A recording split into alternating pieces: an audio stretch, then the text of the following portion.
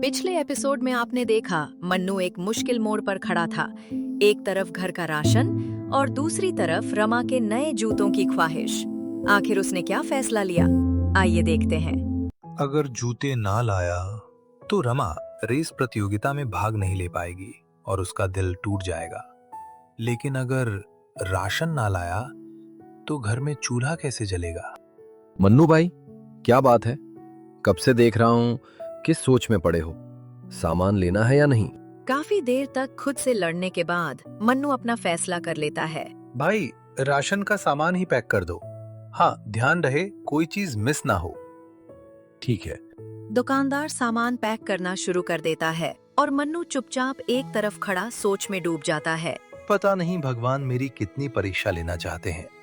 एक तरफ बेटी की मुस्कान, दूसरी तरफ घर का चूल्हा। कब तक ऐसे आधी आधी ख्वाहिशों के साथ जीना पड़ेगा? बस इतना चाहता हूँ कि मेरी बच्ची को कभी ये महसूस न हो कि उसका बाप मजबूर है। मन्नू भाई, हिम्मत मत हारो।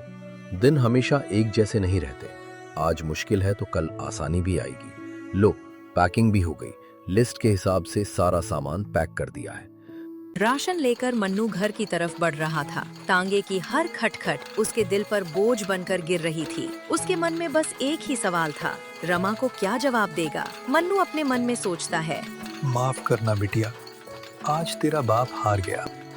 दूर से ही रमा घर के बाहर खड़ी नजर आती है। जैसे ही उसकी नजर अपने पापा पर पड़ती है, वो खुशी से उछल पड़ती है। माँ, पापा आ गए, पापा आ गए। रमा हंसते हुए भागकर तांगे के पास पहुंचती है। पापा, आज तो आप बहुत देर से आए हो। मेरे जूते लाए ना? सफेद वाले लाए या लाल पट्टी वाले? मन्नू चुप रहता है। रमा जल्दी जल्दी तांगे के पीछे रखे थैले देखने लगती है। अरे, इसमें तो राशन है। मेरे जूते कहाँ हैं? ये सुनते ही मन्नू का दिल अंदर ही अंदर टूटने लगता है, लेकिन वो हिम्मत जुटाकर मुस्कुराने की कोशिश करता है। बेटा, आज जूते वाली दुकान बंद थी, कल सुबह पक्का ले आऊंगा। रमा कुछ पल के लिए चुप हो जाती है। उसके चेहरे की खुशी धीरे धीरे फीकी पड़ने लगती है, लेकिन फिर हल्की सी मुस्कान लाकर कहती है, अच्छा, दुकान बंद थी। कोई बात नहीं पापा, कल ले आना। मेरे पुराने वाले अभी कुछ दिन और चल जाएंगे। अच्छा मम्मी, मैं खेलने जा रही हूँ। खाना खाने के टाइम तक वापस आ जाऊंगी। रमा हंसते हुए वहाँ से तो चली जाती है, लेकिन उसकी आंखों की उदासी मन्नू से छुप न सकी। सुनिए, क्या हुआ? जब से आए हो इतने परेशान लग रहे हो। सब ठीक तो है ना? मुझसे छुपाने की कोशिश मत कीजिए। मैं समझ रही हूँ, कुछ बात जरूर है। क्या बताऊं शांति, आज मुश्किल से एक दो सवारी हाथ लगी और इतने पैसे की कमाई नहीं हो सकी जिसमें राशन का सामान और जूते दोनों चीजें खरीद पाऊं। रमा का वो मासूमियत भरा चेहरा कितनी उम्मीदों से भरा था। बस वो उम्मीदें पूरी ना कर पाने की वजह से मैं थोड़ा परेशान हूँ। इतने परेशान मत होइए। अपनी किस्मत को दोष मत दीजिए। आपसे जितना हो सकता है आप उतनी मेहनत करते हो। बाकी सब ऊपर वाले के हाथ में छोड़ दो, सब ठीक हो जाएगा। हाँ, शायद यही ठीक है। अच्छा सुनो, राशन का सामान एक बार ठीक से चेक कर लो, कुछ रह ना गया हो। जी अच्छा। रात हो चुकी थी। पूरा घर सोने की तैयारी कर रहा था। तभी मन्नू की नजर रमा पर पड़ती है और जो वो देखता है उससे उसका दिल कांप उठता है। रमा एक कोने में बैठी अपने फटे हुए जूतों को सुई धागे से सिल रही होती है। वो धीरे धीरे खुद से बोल रही होती है, बस थोड़ा और सिल जाए तो कल रेस में टूटेंगे नहीं। मैं जीत जाऊंगी और पापा खुश हो जाएंगे। हे भगवान, ये कैसी परीक्षा है? क्या मैं मेरी बच्ची को इतनी छोटी सी खुशी भी नहीं दे सकता? नहीं, मुझे कुछ करना होगा। मैं इतना बेबस नहीं बन सकता।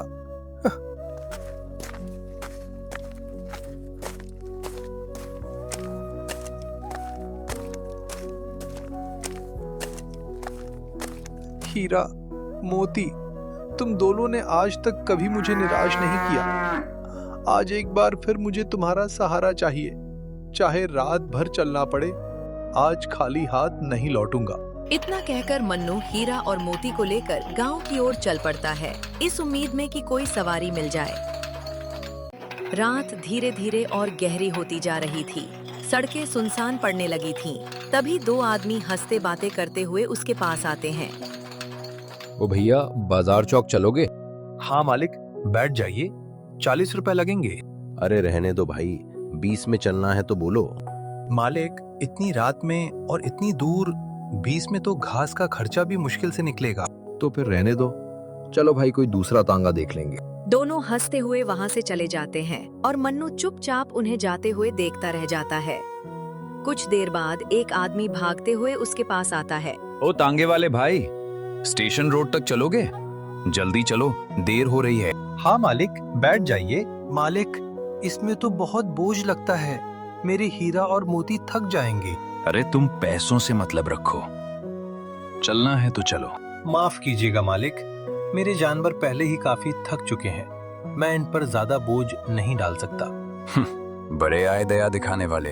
रात बीत रही थी और हर जाती हुई सवारी के साथ मन्नू की उम्मीदें थोड़ी और टूट रही थीं।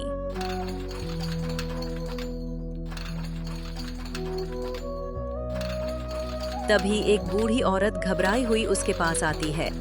बेटा, क्या मुझे अस्पताल तक छोड़ दोगे? लेकिन मेरे पास पैसे कम हैं। बैठ जाइए माँ जी, मजबूरी का दर्द क्या होता है मैं खुद समझता हूँ। और मन्नू उस बूढ़ी औरत को बिठाकर अस्पताल की ओर चल पड़ता है।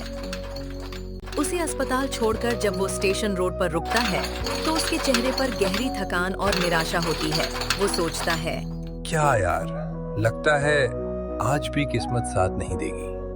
घर से ये सोचकर निकला था कि 4 पैसे हाथ लग जाएंगे, लेकिन इतनी रात में एक तो सवारी मिलना मुश्किल है और ऊपर से जो मिल रही हैं वो या तो किराया कम करवाना चाहती हैं या इतना बोझ लाद देती हैं कि हीरा मोती की जान पर बनाए।